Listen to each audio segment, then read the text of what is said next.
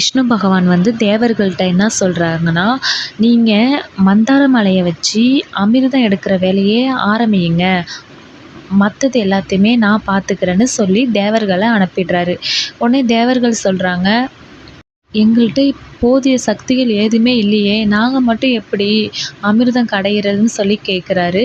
நான் இதுக்கு உண்டான வழியை நான் உங்களுக்கு ஏற்படுத்தி கொடுக்குறேன்னு சொல்லி அனுப்பி வைக்கிறாரு விஷ்ணு பகவான். விஷ்ணு பகவான் நாரதர்கிட்ட சொல்லி அரக்கர்களை கூப்பிட்டு வாங்க அமிர்தம் கடையன்னு சொல்லி அனுப்புகிறாரு. நாரதர் போயிட்டு அரக்கர்களின் அரசரான பாலியிடம் சொல்லி அமிர்தம் எடுக்க விஷ்ணு பகவான் உங்களை வர சொன்னாங்கன்னு சொல்லி கூப்பிடும் பொழுது அரக்கர்களான அரசர் வந்து பாலி என்ன சொல்கிறாருன்னா, நாங்கள் இந்த அமிர்தத்தை கடையிறதுனால எங்களுக்கு என்ன லாபம், பாதி அமிர்தம் எங்களுக்கு தருவீங்களான்னு கேட்குறாரு. சரி தரேன்னு சொல்லி அழைச்சிட்டு போகிறாரு நாரதர். நாரதர்கிட்ட வந்து பாலி என்ன சொல்கிறாருன்னா, உங்கள் மேலே எனக்கு நல்ல மரியாதை இருக்குது, ஆனால் உங்கள் மேலே கொஞ்சம் சந்தேகம் இருக்குது. நான் சிவபெருமான்கிட்ட கேட்டு நான் இந்த சந்தேகத்தை தீர்த்துக்கிறேன்னு சொல்லி அரக்கர்களின் அரசன் பாலி வந்து சிவபெருமானை நோக்கி செல்கிறார். சிவபெருமானே, நாரதர் சொல்கிறது எல்லாம் உண்மையா? அப்படி நாங்கள் அமிர்தம் கடையும் பொழுது எங்களுக்கு பாதி அமிர்தம் தருவாங்களா என்று கேட்குறாங்க. உடனே சிவபெருமான் சொல்கிறாரு, ஆமாம், நானும் இதை கதையை கேள்விப்பட்டு என்னோட வாசுகி பாம்பை அவங்களுக்கு உதவிக்கு அனுப்பியிருக்கேன். நீனும் உன்னோட அரக்கர்கள் கூட்டத்தை எல்லாத்தையுமே அழைச்சிக்கிட்டு மந்தார மலையில் அமிர்தம் எடுக்க எல்லாரையுமே அழைச்சிட்டு வான்னு சிவபெருமான் சொல்கிறாரு.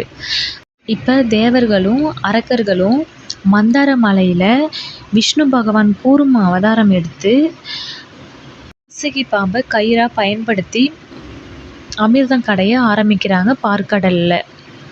தேவர்களுக்கு வந்து தலைப்பகுதியும் அரக்கர்களுக்கு வால் பகுதியும் கடைய ஆரம்பிச்சிட்ருக்கும் பொழுது அரக்கர்களின் அரசரான பாலி, நீங்கள் வந்து எங்களை ஏமாத்துறீங்க, நீங்கள் தலைப்பகுதியை எடுத்துக்கிட்டு எங்களுக்கு வால் பகுதியை தரீங்கன்னு சொல்கிறாரு. உடனேயே தேவர்கள் வந்து வால் பகுதிக்கும் அரக்கர்கள் தலைப்பகுதிக்கும் போயிடுறாங்க. பார்க்கடல் அமிர்தம் கடைஞ்சிக்கிட்டே இருக்கும் பொழுது வாசுகி பாம்பு அழுத்தம் தாங்க முடியாமல் அதோட விஷத்தன்மையை கொஞ்சம் பார்க்கடலில் கக்க ஆரம்பிச்சிருது. உடனே எல்லாருமே தேவர்களும் அரக்கர்களும் சிவபெருமானை வேண்ட ஆரம்பிக்கிறாங்க. நீ சிவபெருமான் பயப்படாதீங்க, நான் வந்து பார்த்துக்கிறேன் அதன்னு சொல்லி இந்த விஷத்தன்மையை அவர் குடிக்க ஆரம்பிக்கிறாரு. அந்த கால விஷம் குடித்ததுனால தொண்டைக்குள்ளே நின்று அவர் உடம்பு ஃபுல்லாக நீல நிறமாக ஆகிடுறது. அதனால் நீலகண்டன் சொல்லி அவரை கூப்பிடுறாங்க. விஷம் தொண்டையிலே நின்று நீல நிறமாக உடம்பு ஃபுல்லாக ஆனதுனால அப்பையிலிருந்து சிவபெருமானை வந்து திருநீலகண்டன் என அழைக்கிறாங்க எல்லாருமே. அப்புறம் அமிர்தம் கடைய தேவர்களும் அரக்கர்களும் ஸ்டார்ட் பண்ண ஆரம்பிச்சிடுறாங்க. உங்களுக்கு அமிர்தம் கடைஞ்சிக்கிட்டே இருக்கிற போது 14 பொக்கிஷங்கள் அதுலேருந்து கிடைக்க ஆரம்பிக்குது. பார்க்கடலில் அமிர்தம் கடையும் பொழுதே அவங்களுக்கு 14 வகையான சக்திகள் வந்து கிடைக்கிது.